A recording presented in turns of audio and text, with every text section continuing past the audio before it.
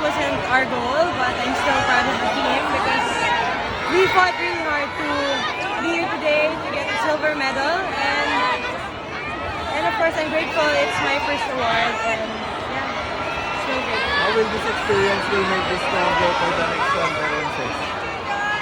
Of course, now we know what we need to improve on, our lapses, and this will definitely motivate us to push harder.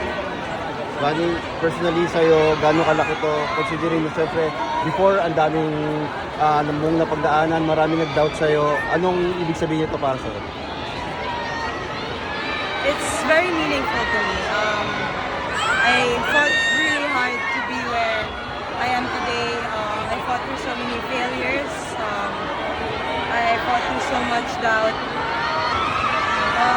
But I'm really grateful for those that were with me. And like I said, I really hold that purpose na I want to show people now with hard work and dedication you can reach your goals, that you can get anywhere.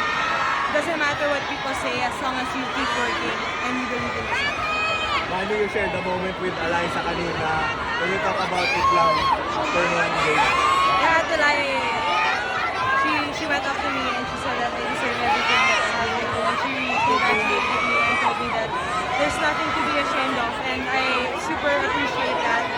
At the and I have gotten pretty close the past year. And yeah, I'm really grateful for her. She's always been an ate to me. And of course, she was once my idol. And hearing those words from her means so much. Rani, how would you describe the player and the person that you've grown to become after all the challenges and doubts? Okay. I'm proud of myself.